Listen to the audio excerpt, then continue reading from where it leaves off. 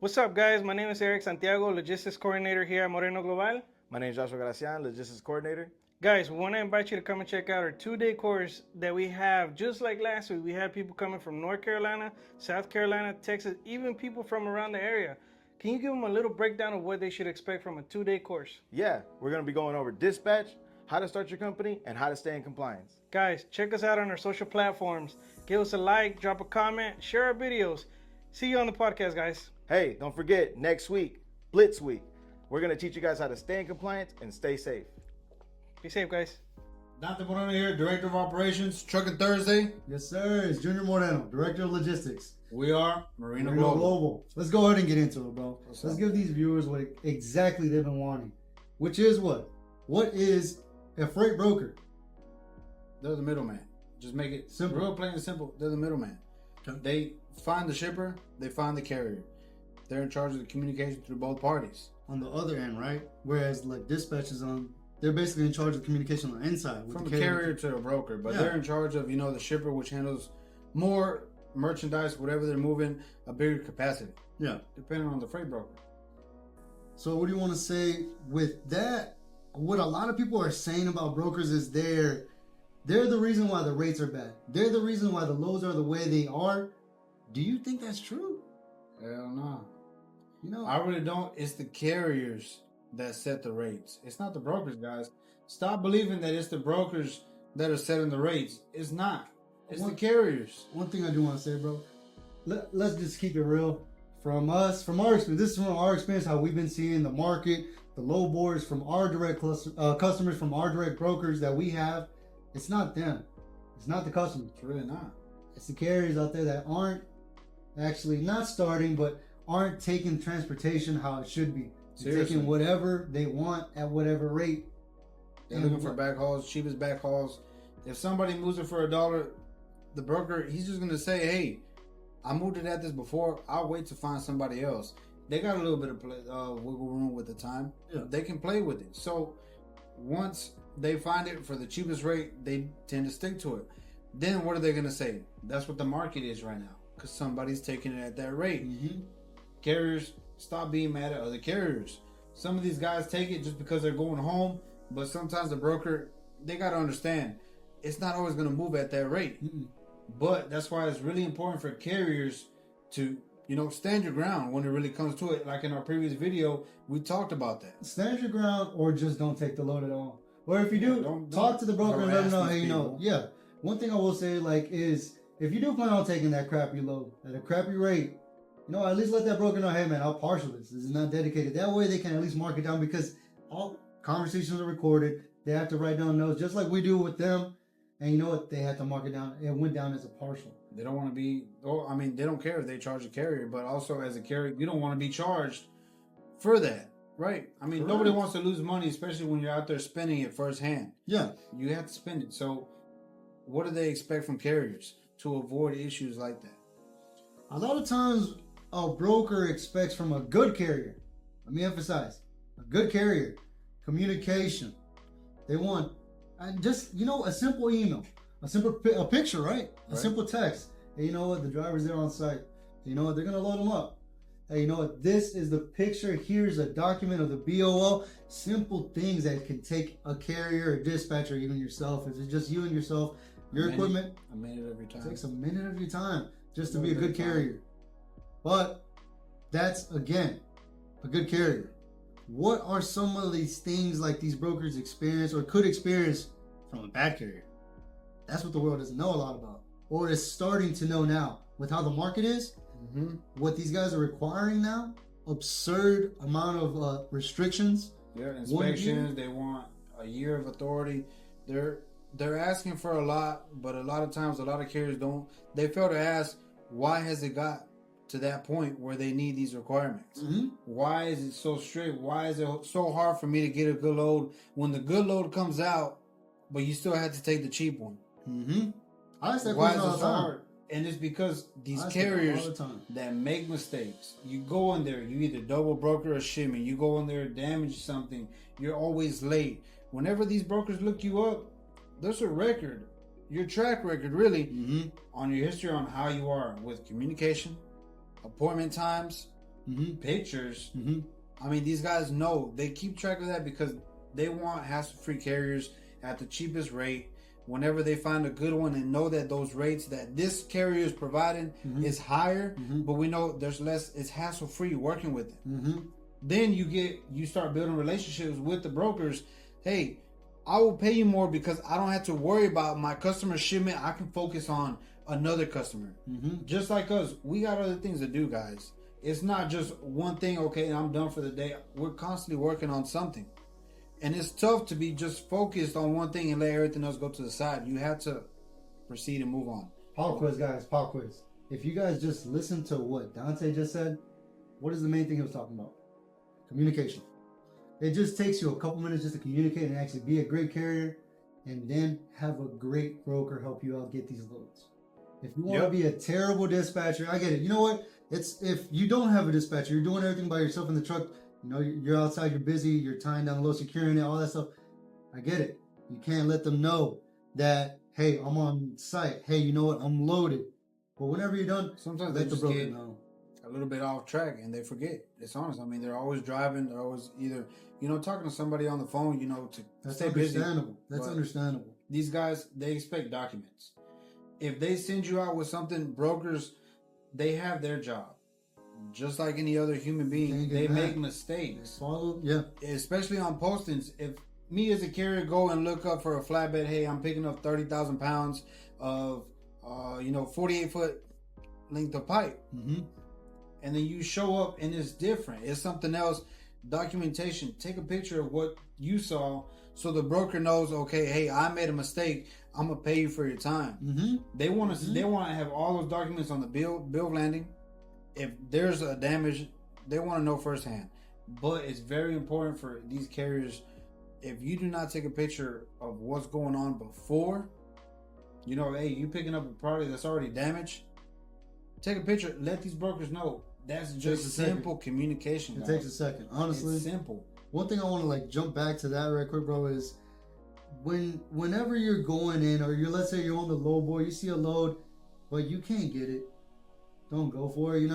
We have a lot of brokers that when it's little minute things like that will cause a broker to say, you know what, this carrier has 6 months, but he just lied and said that he had something that I needed, a 40-foot. He came in with a 30-foot. Now I look stupid in front of my customer. So now I'm gonna up this from 6 months now to a year. You're making these other carriers harder to get loads. Freight. Be truthful with the broker. Sometimes you can't get it. Ahead, man. Let them know right ahead. Because guys, I mean, it sucks. Because if you want to build your business as a carrier, you have multiple trucks. That broker might have a load somewhere else, and then what's going to happen? Well, you lied to me here. I just don't trust you. Then, these brokers don't want to work. You start complaining. As a carrier, you start complaining about brokers. Hey, man, it's your fault to begin with. If you just do it right, let them know what you got. Stop giving these guys hell. Because, hey, man, just as a carrier, we need brokers. Brokers need us. We do. It works the same way. We do. It really does. So, I mean, they already go through hell with bad carriers because they can lose a client that, let's say, they give them 10 loads a day as a broker. And one guy wants to show up, be obnoxious as a driver, and give them hell. They can lose their own clients, a bigger profit margin for them. Hey, if you took the rate, they gave you the right information that you needed at first, stop complaining. That's why some of these rates are cheap. Because, hey, these guys are just taking whatever, they're putting whatever driver into that truck to move the freight. Let me interrupt on that one. What Dante's saying again, it's true. I want to go back to it, guys. I mean, I get it. The rates just aren't what they used to be back in the day. You can get $2 mile. You can negotiate for more than $2 on anything. Back in the day, it was easier. 4, 5, 6, 7. That was back in the day. Now it's not like that no more.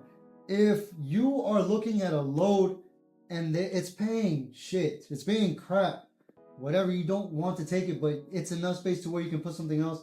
The broker told you to dedicate it, and you're just taking it with the intent of partialing it, just so you can make a couple more bucks. Just keep in mind, man, next time you call that or someone else calls that guy now knows, hey, I booked this truck for this much, and you want me to get more money for you? You guys are causing issues like that. Let's make trucking great again. Let's cut that shit out. For real. Let's do right by these brokers, because like bro's telling you, We need them as much as they need us. That's right. That's one thing I will say. Especially if you're starting, work your way to get those clients. Then you'll know how a broker feels whenever something don't go right with the driver. Because if you grow your carrier, your whole business, and you have direct clients, one driver can mess that up for everybody. And that's why these brokers are real strict. Go ahead. I mean, these guys, they do want to grow, just like carriers. These brokers, they want to grow. They try to maximize their profits just like we do. So put yourself in their shoes. Sometimes, hey, I'm going to take the cheapest truck because it may be something very small. Or it may be something bigger, but they're going to look for a cheaper truck. It's not always like that way. So that's why you put your foot forward and you say, hey, this is mine. This is my rate. This is who I am. If you want me, just as a new broker, I'd rather pay a little bit more for someone with a better NC. It's convenience, it's security, and it's trust. Trust is a big word in this transportation that you don't get to see a lot no more. It doesn't matter if you got 1 year. Yeah, you can have a year now. You call any type of broker. You can have a year. You don't have so many inspections. You have a year. You don't have so many trucks. There is no more trust in this game. Back then it was nice. It was easy. You had friends. You can call a broker. Now everybody's just eating each other up. So let's go ahead. Let's let them know a little bit of the benefits of doing right by these guys. 100%. What are some benefits that we see that we have every day from brokers that don't even put on the low boards? There, I mean, guys, it's every man's game out there. Every man's game out there. As soon as you step out those doors, it's you against me. Especially if it's on a low board or dealing with a client. I'm gonna try to get that rate, and I'm gonna try to beat you. Oh, we Sonic fast over here. We're competitive. You have to be competitive, but let them know what's the benefits of having a broker that rather work for you. We got a whole truck list, and what do? Oh man. Okay, this is a blessing, but it's not something that we got easy. We had to work our way to it, but every day we have brokers, trusted brokers that are approved with factoring companies, that are approved with our carriers, that are okay taking, you know what, pay for this, pay for that. They're okay with it. Mega brokers and even small time brokers. We have the benefit of having brokers call us every day. It's not annoying. And clients. Hey, you know what? Where's your truck? Hey, you know what? Before this load goes out, I want to call you because I want to know where your truck is. And I just trust you. I know it's going to be secured. It's going to be locked in. And I know you guys are going to take care of it from A to B. That feels good too. That to me, that's just a blessing. You know what? Because I don't have to wear these glasses for obviously the computer. I don't have to wear them as long anymore. I don't have to be on these low boards anymore that much because now I have trusted brokers that trust me. Us. Marino or Gold. dealing with the broker that just don't want to pay or don't care. They call us for these trucks and plus they pay us what we want. We negotiate. Sometimes don't you want that? We help them out. I mean, the more relationships you build, sometimes whenever these brokers help us out, what do we do whenever it's something either smaller 100%. Or something that, hey, we might not usually take this, but you gave me better 100%. Freight before, I'm going to move this for you. I'll pay the driver a little bit more, but let's get this done because I see that you're dealing with an issue. Let's take care of it. And man, it's nothing but respect for every single one that works with us, but that's why these guys, they go through stuff with bad carriers that they choose the good ones. They do what? And they build a relationship. They build a relationship. You build a relationship with the broker, someone that is paying you to just take this load at a great rate, like it should be, and they're calling you. You basically have someone working for you. They deal with enough shit, man. They go through scams, and trust me, double brokering, these guys are getting better. Right quick, if you guys follow us on TikTok, or if you guys don't, follow us on TikTok, follow us on our other social media platforms, so you guys can take a sneak peek at the double brokering issue that we caught on hand. I honestly would have never caught it. I really wouldn't have caught it, bro. Talk about looking through the fine lines for it. I wouldn't have caught it, and they're good, man.